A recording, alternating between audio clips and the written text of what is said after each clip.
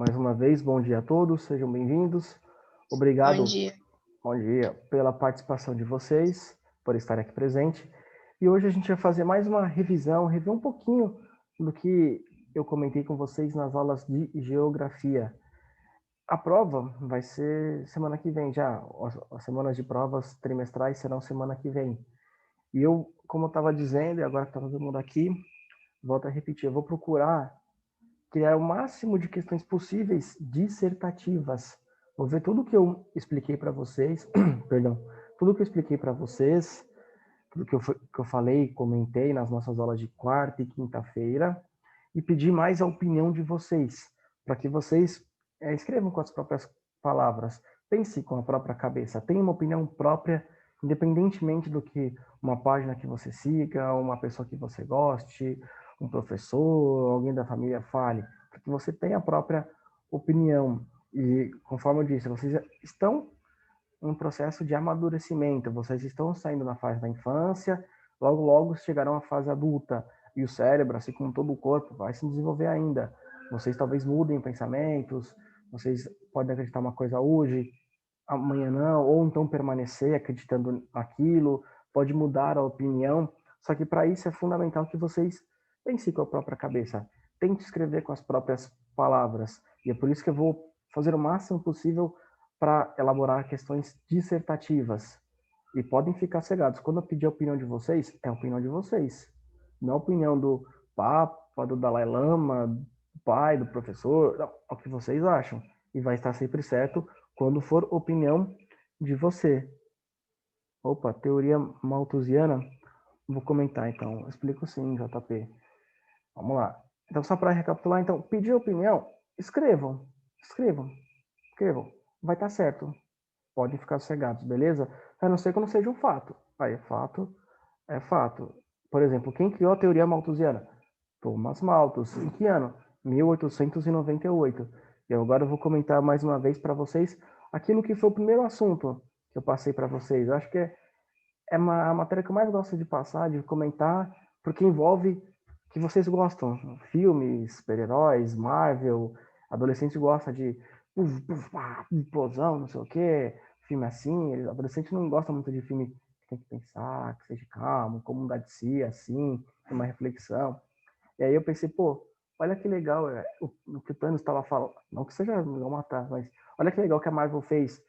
Passou para os jovens de maneira indireta a teoria malthusiana. O que seria isso? Lá em 1898, um economista chamado Thomas Malthus, ele fez uma projeção. Ele falou, olha, daqui a 100 anos vai ter mais pessoas do que alimentos. O número de pessoas vai crescer em um ritmo, numa proporção aritmética, e a capacidade de produção de alimentos não vai acompanhar esse crescimento, vai crescer em outro ritmo, em ritmo matemático.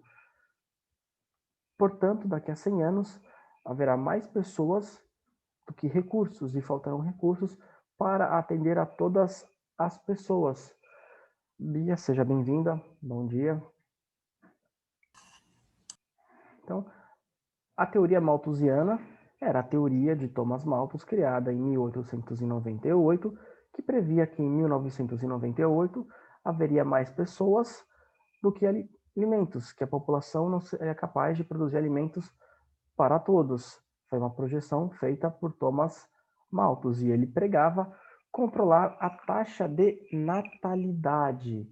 Ele falava, olha, já que a gente vai ter isso, vamos controlar o número de pessoas que vão nascer. Não vamos mais permitir que as famílias tenham 10, 15, 20 filhos, mais ou menos, o que era bem comum na época. Isso foi a previsão que ele fez. Só que talvez ele tivesse acertado se pelo menos as pessoas tivessem tido a quantidade de filhos que teve, mas não teve. Se a gente for pegar nossos avós, bisavós, quantos filhos tiveram? 15, 20, 12, 13, Aí a gente pega os nossos pais, menos. Aí a gente pergunta para quem é jovem, vai se tornar adulto amanhã, quantos filhos os jovens querem ter?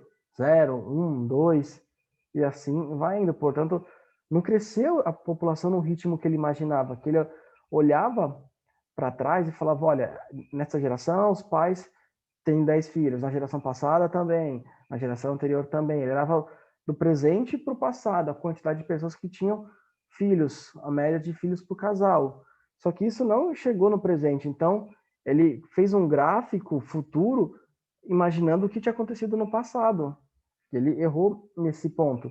Ele também errou que o ser humano foi capaz de produzir alimentos no menor tempo, no menor espaço, os agrotóxicos barra defensores agrícolas também aumentaram a nossa capacidade de produção, a Revolução Verde, lá em 1960, não sei se vocês viram, se não viram, certamente vão ver no ensino médio, foi basicamente a Revolução Industrial, só que no campo.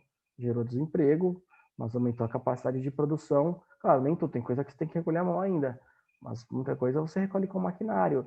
Você planta com maquinário, você pulveriza o agrotóxico com maquinário, enfim, você com isso reduz o tempo, produz mais em menor tempo, em maior escala, maior quantidade. Ele não pode prever esses diversos fatores. Ele fez uma previsão. Previsão você pode acertar e você pode errar. A gente erra previsões, é normal. A gente olha para o presente e passado e acha que vai acontecer alguma coisa. E ele errou nesse ponto, mas essa é a teoria malthusiana de Thomas Malthus, achando que 100 anos depois haveria mais pessoas do que alimentos. Beleza? Alguma dúvida por enquanto? Deu para esclarecer o que era a teoria malthusiana? Beleza. E aí eu fui continuando, peguei esse gatilho e fui continuando para falar de economia com vocês. Porque se a gente para e pensar, mas tem países onde boa parte da população passa fome. Ou então em países ricos, a gente vê pessoas passando fome, sem conseguir trabalhar, sem conseguir se sustentar. Sim, a gente vê, mas se a gente pegar na maioria dos países que passa fome, é porque tentaram uma economia planificada, com o governo controlando todas as áreas da economia, e aí levou à fome, à pobreza. Como, por exemplo, no Vietnã, na China, com Mao Tse Tung, o grande salto para frente que ele imaginava. Vocês acham que viram isso no trimestre passado e causou 30 milhões de mortes? Cuba, por exemplo, a própria União Soviética. Esses países tentaram implementar uma economia socialista visando chegar ao comunismo de fato, onde não haveria Estado, governo e todo mundo seria igual. E aí, durante essa transição, a teoria diz que o governo tem que controlar tudo que tem na economia, os três setores: primário, que é a plantação de milho, café, soja, trigo, criação de animais; secundário, as fábricas; e o terciário, que é quem vende, o comércio, as lojas em geral. E o governo não é capaz de atender às demandas das pessoas, porque como a gente analisou bem nas nossas lives, nas nossas aulas, quem atende às demandas populares são os empresários, com medo de ir à falência, de não ter lucro, de não conseguir sobreviver. Então, os empresários vão buscar vender aquilo que as pessoas vão comprar. E eu dei exemplos aqui nas aulas de geografia.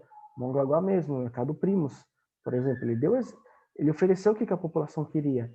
O que a população queria? Coisas baratas, coisas em menor preço do que a concorrência, por exemplo. E o Primos foi capaz de oferecer isso. Cresceu. Um outro mercado próximo dele, infelizmente, não conseguiu atender essa demanda. Não soube gerenciar isso. E acabou vindo a falir. Já o Primos não. Ele olhou tudo que ele comprou, tudo que ele vendeu e falou: então eu vou comprar isso porque isso a população vende. Dessa marca, porque a população vai comprar. E são os empresários que são capazes de atender as demandas. Quando a gente coloca tudo para um único governo central, para esse governo central gerenciar tudo, esse governo central não vai ter o número de pessoas suficientes para controlar tudo. Não vai. Olha o tamanho da União Soviética, olha o tamanho da Rússia. Por mais que boa parte seja inóspita, tem grande território, tem muitas cidades. Era a União das Repúblicas Socialistas Soviéticas. Tinha outras repúblicas com capitais, cidades grandes. Então não tinha como um governo central em Moscou ou na China, que tem N cidades, muitos lugares, muitas pessoas, controlar o que vai ser produzido, para quais fábricas, para quais lojas, para quais comércios, seja roupa também, por exemplo, a indústria têxtil. Não tem como, porque o governo não tem como controlar todas as empresas de todas as cidades, todas as fábricas, todas as indústrias de todas as cidades. Quem vai fazer isso? Quem vai chegar e falar: não, essa fábrica comprou isso, isso, isso, vai ter que comprar isso, isso de matéria-prima e vai repassar para aquele valor. Não tem capacidade, não tem funcionário suficiente para fazer isso. E mesmo que tenha, não estão em loco, não estão no local para poder fazer esse gerenciamento. E aí a economia vai acabar entrando em colapso. Outro fator que impede a concorrência. Você só tem as fábricas do governo, as lojas do governo, tudo do governo, não tem uma concorrência, não tem ninguém se esforçando para diminuir os custos, baratear os seus produtos, vender o menor preço possível, reduzir os seus lucros para vender em maior quantidade, por exemplo, ou melhorar a qualidade, porque só tem o do governo. Você é obrigado a comprar da loja do governo, da fábrica do governo, daquilo que o governo planta. E aí, como é que você vai fazer? E quem vai trabalhar? Quem vai de fato ficar lá na fábrica, na loja, trabalhando, se você não vai poder ter um aumento de salário, por exemplo? Se você é dono do comércio, não vai poder ganhar mais do que você ganhava, ou que é o estipulado máximo. E você não vai simplesmente trabalhar de qualquer jeito. A qualidade do seu serviço vai cair bastante. Você não vai estar se importando. Então, se você vai gerenciar a fábrica, a loja, o comércio, você não está se importando.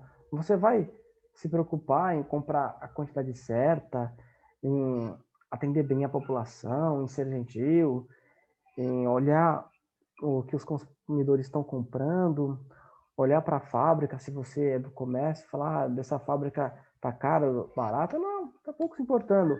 Ou se você é da indústria, que pega a matéria-prima e transforma em produto, você vai olhar e falar assim, não vou me preocupar em procurar um setor primário mais barato. Não, tanto faz. Nem vou me preocupar com preço.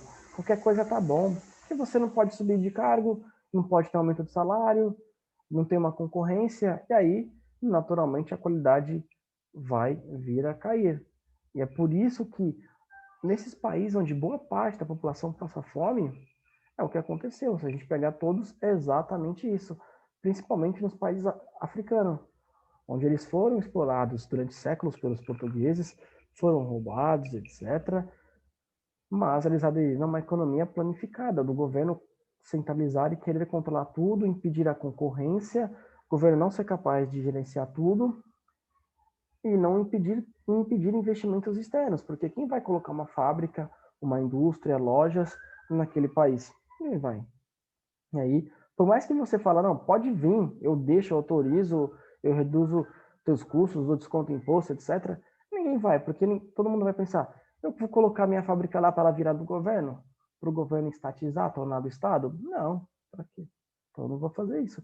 Tanto que depois que a China percebeu o erro que foi aderir a uma economia planificada, o que ela fez? Ela abriu o mercado, permitiu a concorrência, permitiu investimento externo, falou, não, pode trazer aqui, não vou mais estatizar as fábricas, as lojas, o comércio, o primário, o secundário, não. Pode vir, vem para cá, instalem suas fábricas. E aí ela propôs uma série de medidas, redução de impostos, mão de obra extremamente barata, energia barata, forneceu, falou, vem para cá que eu faço estradas, ferrovias, hidrovias, etc., que vocês precisarem, deu toda a infraestrutura para vocês escoarem seus produtos. O Vietnã, a mesma coisa. Teve a guerra do Vietnã, o Vietnã do Norte venceu, eles aderiram a uma economia centralizada, socialista, visando chegar ao comunismo, só que eles perceberam que fizeram de errado. E aí eles aderiram a uma economia mais aberta, né, permitiram a concorrência, porque perceberam que era a única maneira de prosperar. E aí, boa parte da população deixou de passar fome, teve emprego, prosperidade.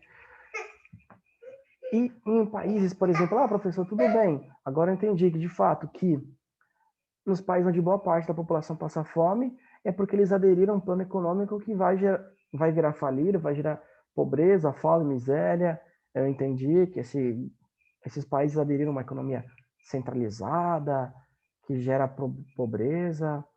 Bacana, tudo bem, mas por que que em países ricos pessoas também passam fome?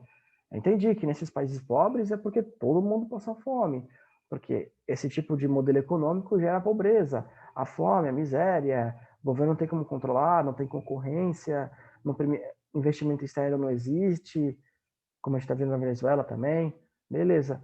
Só que se a gente for pegar nesses países ricos, a grande maioria das pessoas que estão passando fome, que estão na rua, é porque tiveram problemas com drogas, em bebidas, tiveram com problemas com vício, ninguém na família ajudou, passou por uma crise tremenda o país, e aí essa pessoa não teve onde trabalhar, aí acabou indo morar na rua, por exemplo, que acontece bastante, ou então uma família não ajudou. No Brasil, o Brasil sempre vem de crise, crise, crise, crise, crise. O governo não adota uma postura muito liberal, uma postura que permite tanta concorrência. Ah, mas o Brasil é um país socialista? Não, não é um país socialista, permite a concorrência, investimentos externos.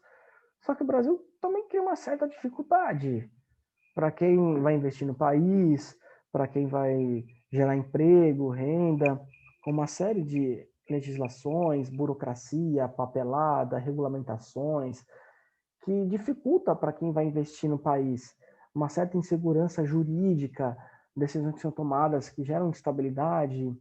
E aí quem olha para o Brasil fala, ah, para abrir uma empresa aqui no Brasil é demorado, para que abrir uma fábrica é complicado. Então o Brasil sempre vai ter crise, crise, crise, caso de desvio de dinheiro. Então no Brasil é comum acontecer de pessoa ir morar na rua, passar fome porque não conseguir emprego. Apesar da gente não ter uma economia socialista, o Brasil fica em tempo sem crise, crise, com crise, sem crise. Agora, se a gente pegar em países da Europa, países nórdicos, por exemplo, Suécia, Noruega, Finlândia, Dinamarca, esses países, quem passa fome é por causa de problema com bebida, com droga, vício, e aí não conseguiu trabalhar, não conseguiu emprego, porque mão de obra não tem, emprego tem, tanto que esses países, a maioria pede para que haja uma migração legal, para que as pessoas ocupem postos de trabalho.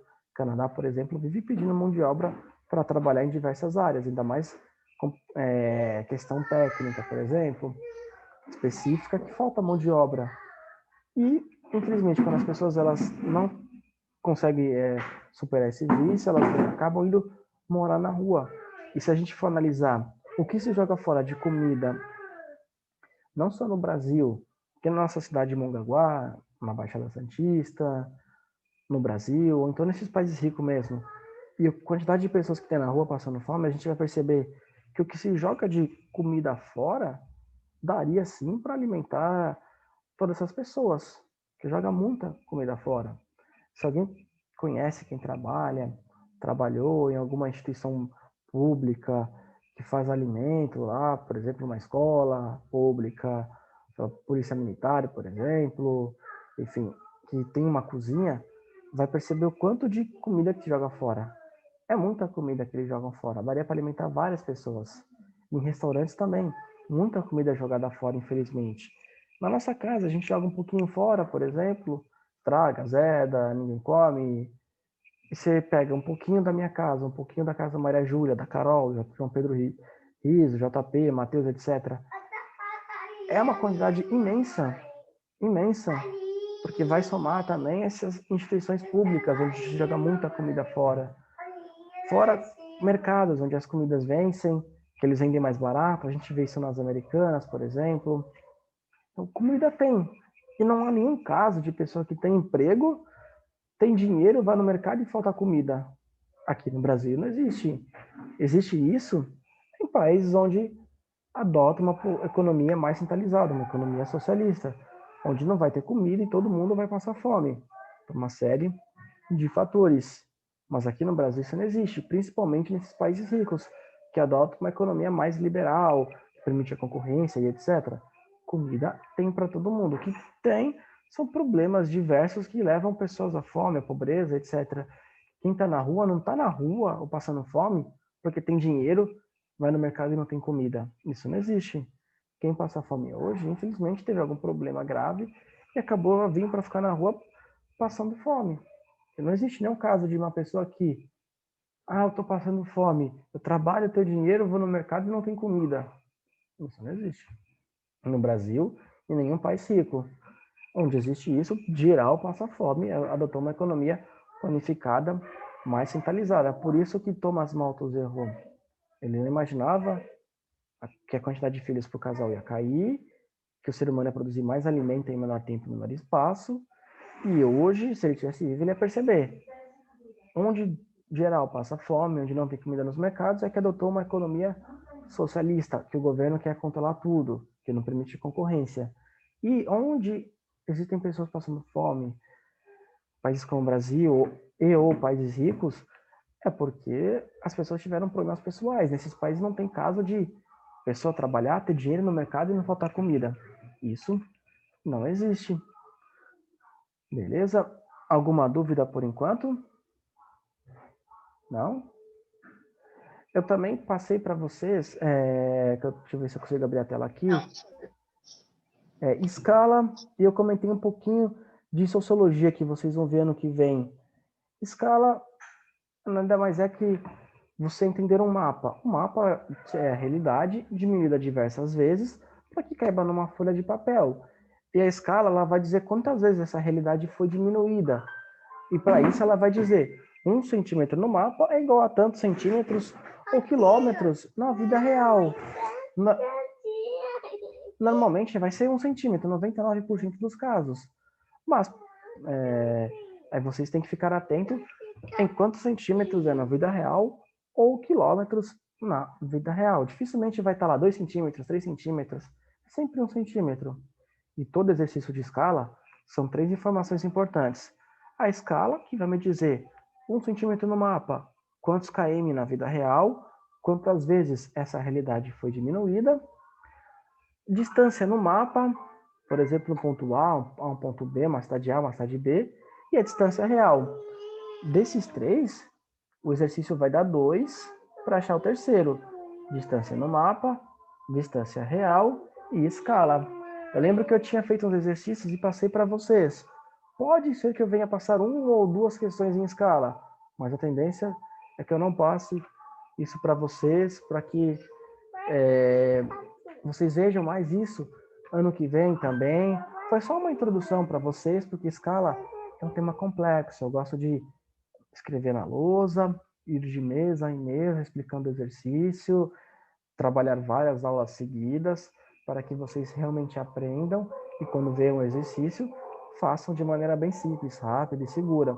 Então, se eu passar é porque talvez eu não achei nenhuma outra coisa, mas eu não pretendo passar, porque escala foi mais só para vocês verem, ou se eu passar, passo um, vai, para vocês entenderem um pouquinho, talvez como um extra, assim, mas é basicamente isso, distância no mapa, distância real e a escala, beleza? Outra questão que eu comentei com vocês, que vocês vão ver no que vem, sociologia. Eu comentei xenofobia, antropologia, globalização e o quanto ela influencia nosso cotidiano e hábitos. Antropologia é o estudo do ser humano, das questões sociais, etc. Está muito ligado à sociologia, que vai estudar as sociedades, o que elas fizeram e etc. E a questão da xenofobia, eu trouxe porque está de fato no livro de sociologia do ensino médio do primeiro ano. E vocês vão ver, é um tema legal, porque assim, foi o primeiro tema que eu achei para que vocês vejam uma situação de cima e olhem os dois lados de uma mesma moeda. Eu até dediquei uma aula exatamente para isso, porque esse tema a gente vê muito nos noticiários, vê muito no Facebook, a gente sempre vê, via de regra, a maioria das vezes, uma análise bem simples, bem superficial, a opinião formada, e a pessoa não explica por que ela teve aquela opinião, ela simplesmente dá. Ela chega com uma conclusão e ela fornece para você, mas ela não explica como que ela chegou a essa conclusão, por que ela tem esse ou aquele pensamento. O importante não é você concordar, discordar, é você chegar com a própria cabeça nesse entendimento. Por isso que eu trouxe esse tema. Eu falei da questão da Síria, eu falei, olha, esse é o fato, está em guerra, tem um problema e etc. Aí, fiz um exercício imaginário para vocês se colocarem no lugar de um cidadão sírio. O que vocês fariam, por exemplo? Está no meio da guerra, você vê que não vai ter prosperidade, não vai ter como crescer aquele país, que vai ficar só nisso. O que vocês fariam? E eu coloquei vocês no lugar do sírio para ver que é difícil você ir para um país com outra língua, outra cultura, outros hábitos. A gente, se fosse para a França, não seria tão difícil quanto um sírio ir para a França, porque o português e o francês derivam do latim. tem semelhanças, tem uma proximidade, assim como o espanhol, como o italiano, os nossos hábitos são parecidos, a gente celebra praticamente a mesma coisa, República da França lá, teve a Revolução Francesa, a gente segue também, por isso que fala o Ocidente, que tem muita coisa em comum. Agora, eles são outra religião, a família, se não morreu, tá lá passando por necessidade, eles tiveram que ter amigos, a segurança do nosso lar. Tem muita gente que vai para trabalhar e estudar, não aguenta de saudade e volta. Tem muita gente. Imagina quem está longe de casa, vai para um país onde não vai ter nada, que a única certeza é ser um morador de rua. A única certeza é não ficar num lugar com guerra. É complicado você ir para um país onde você não vai ter certeza de uma casa, de um lar, do que comer, de como alimentar os seus filhos. É triste essa situação. E aí eu coloquei o lado do país que recebe, a dificuldade que é também, porque não é fácil, não tem dinheiro sobrando assim, porque o governo ele vai ter que buscar um mecanismo de como ajudar essas pessoas, desenvolver toda uma logística e fornecer alimentação, moradia, caminhar essas pessoas para os postos de trabalho, mas para isso o governo vai ter que gastar dinheiro. E não existe dinheiro do governo, existe dinheiro dos trabalhadores, dos pagadores de impostos, como a Margaret Thatcher falava bem. E aí o que o governo faz? Ele vai tirar de alguma área, cortado de si, talvez, que seria o melhor, ele vai cobrar mais impostos da população. Como a população vai reagir diante disso? Ela vai aceitar numa boa ter redução da saúde, da segurança, ser cobrada mais impostos? As pessoas vão aceitar? Aí esse político vai ter coragem de fazer isso, sabendo que isso será impopular, que talvez ele perca eleições, que o seu partido perca cargos importantes, etc.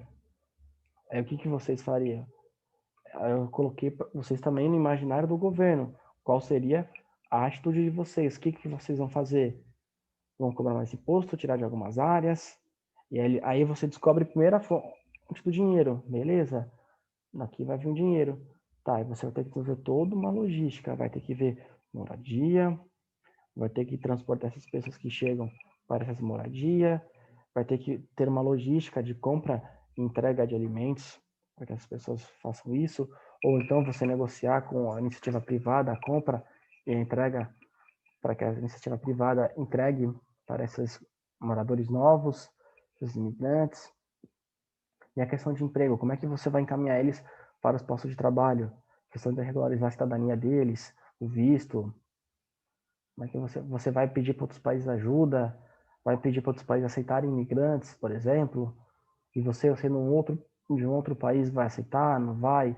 O que você vai fazer com relação a isso? De repente você pode aceitar para ganhar popularidade, estou ajudando imigrantes, mas tem toda uma questão de logística, de custos, etc. E aí eu quis colocar essa situação para que vocês coloquem no lugar de quem está vindo e coloquem no lugar do governo, para aí sim, você enxergando um lado, enxergando o outro, ah, tá, eu acredito nisso porque eu vi esse lado, eu vi aquele lado, tem isso, isso, isso e isso. Aí vocês vão ter uma opinião embasada. Ou então vocês podem falar, olha, eu analisei isso, analisei os assuntos do governo, mas ainda não tenho uma opinião formada, porque ainda não tive como chegar a uma conclusão, preciso pesquisar mais, ter mais questão do gasto do governo, quanto é que cobra, etc. Me colocar mais no lugar do imigrante, para ter uma opinião também faz parte. Ninguém é obrigado a opinar sobre tudo. Ninguém aqui é jornalista, é opinativo, tem uma coluna de opinião para escrever a própria opinião. Se vocês fossem jornalistas contratados, daí sim, não, dá a sua opinião, você paga para isso. Mas, enfim, é mais para que vocês, para ter uma opinião, se caso vier a ter, tenha dessa forma, após analisar diversos fatos, acontecimentos, se colocar no lugar deles e etc. Deixa eu ver quantos minutos faltam para acabar a aula aqui. 5 minutinhos. Aí eu comentei da globalização, que você já via, vou continuar vendo no ensino médio. E de fato, eu comentei, ela influencia bastante hoje em dia nossos hábitos. Eu até comentei estilo underground, que é aquele subterrâneo, que é meio que por fora da lei, ilegal, que incentivou muita gente nos anos 80, 90. O estilo punk, que era proibido, todo mundo criticava. Ah, que isso é coisa de bandido, não sei o quê. Ah, isso é coisa de marginal, todo mundo metia o pau. Era só estilo de música e estilo de se vestir. Mas justamente por ser criticado, por ninguém aprovar, você é punk, você não quer que seja punk, você é punk, não sei o quê. E as pessoas ouviam as músicas, vinham ao estilo das roupas e falavam, que legal, gostei. E de fato o estilo americano acabou influenciando o Brasil e todo o mundo. E hoje em dia está mais globalizado ainda. Tem o K-pop, que é a música popular japonesa, a culinária japonesa, que já está fazendo parte do nosso dia a dia e etc. A gente já come igual os asiáticos, se veste iguais a eles. Com relação aos europeus, também na França viu o parkour, ou le parkour, não sei como é que é a pronúncia correta, aquele estilo de você ir subindo e descendo, escalando pontes, prédios, que é uma atividade física, que faz muito bem, etc. Já influenciou no nosso dia a dia. De fato, a globalização ela já mexe com os nossos hábitos, com os nossos costumes. Não tem mais uma cultura isolada que tem aqueles princípios, aqueles modos, etc. Não. Hoje em dia, cada pessoa tem acesso à internet, conhece o mundo inteiro e a pessoa vai seguir o estilo que ela gosta. Pode ser brasileiro, pode ser, sim. Pode ser um outro. Ou ela pode influenciar um colega, um amigo de um outro país a gostar do seu estilo, a gostar do samba, a gostar do funk, a gostar do MPB, por exemplo, do futebol, da cervejinha gelada, que a gente tem esse hábito, por exemplo, do nosso café da manhã, do nosso almoço, que outros países não têm esse hábito. Pode ser que a gente influencie pessoas do mundo inteiro. Ou a gente vê hábitos de outros locais. O americano não toma cerveja gelada. Ele pega a cerveja a temperatura ambiente e ele não põe no copo e vai distribuindo, igual a gente faz. Os adultos, ele pega lá a cerveja, bebe a cerveja, pega uma cerveja, temperatura ambiente e dá para o colega beber. A própria elaboração da cerveja tem diferença nossa para a americana, para a europeia. É um outro hábito. Eles têm. O hábito também do café da manhã deles é diferente do nosso. O almoço, eles não têm esse hábito de almoçar. É fast food, é lanche. Deixa a barriga disso e já era, e segue o jogo. A gente tem esse hábito de fazer o arroz com feijão. É coisa nossa. A feijoada é coisa brasileira. O pão de queijo. E N pratos nordestinos maravilhosos. Enfim, o Nordeste tem uma culinária fantástica, incrível, admirável, que com certeza influenciou pessoas de outros cantos do mundo, graças à globalização. Porque vai ter um americano que vai falar, oh my God, oh, que legal esse prato. Cara, vai ter gente que não gosta? Vai, mas dificilmente o americano vai ver e não vai falar, oh my God, oh, delicious, que da hora. Ele vai gostar, é normal, porque a culinária nordestina é fantástica. O pão de queijo, pô, como é que uma pessoa não pode gostar do pão de queijo? Pelo amor de Deus, não tem como. Enfim, a culinária do sul também, o chimarrão. O chimarrão aqui no Rio Grande do Sul, se eu não estiver equivocado, ele é gelado, e no Paraguai quente ou vice-versa, por exemplo, mas já influencia. Pode ser que algum europeu tome isso, que algum europeu leve o prato nordestino, brasileiros que vão para fora também, aí faz brigadeiro, por exemplo, como não falar do brigadeiro? Com certeza tem brasileiro vendendo brigadeiro, e os americanos, nossa, que da hora, que não sei o quê. Com certeza a nossa culinária foi influência da culinária americana, que a nossa culinária, convenhamos, é bem melhor que a americana, bem mais rica, bem mais vasta, não tem comparação. Só pegar um estado, só a Bahia, só não precisa nem. Já tem pratos típicos, mas seja como for, a gente influencia com nossos hábitos, com nossos gostos musicais, culinária, recebe influência deles também na parte da música, na parte asiática, e a globalização ela permite isso. Você está conectado com o mundo todo, influenciar e ser influenciado. Beleza? 1 minuto e 20 para acabar a live. Deixa eu ver mais algum assunto? Não. Eu já comentei todos os assuntos, tentei resumir rapidamente. Alguém tem alguma dúvida, por exemplo? Não? Não, senhor. Beleza. Hoje é quinta-feira, a gente volta a se ver depois que passar a semana de provas e a recuperação. Bom final de semana, boas provas, boas semanas. Qualquer coisa pode mandar mensagem que eu estou. Vai ter recuperação não, fale isso não. Igualmente, professor. Amém, muito obrigado. Então, estudem e foquem na prova que eu vou pegar um pouquinho pesado se tiver recuperação, beleza? Ai não, professor, foi aqui de novo. Ô, professor, que mancada, faz isso não. Não, a prova vai ser tranquilinha, mas a recuperação, aí eu pego pesado. Beleza? A gente volta a se... Deus. Espero que a gente volte a se ver logo logo, em dezembro. Até dia 18, ou mais, se puder, vou preferir, passar o Natal junto até. Beleza? Tchau, tchau. Muito obrigado. Tchau. Até Tchau. logo mais.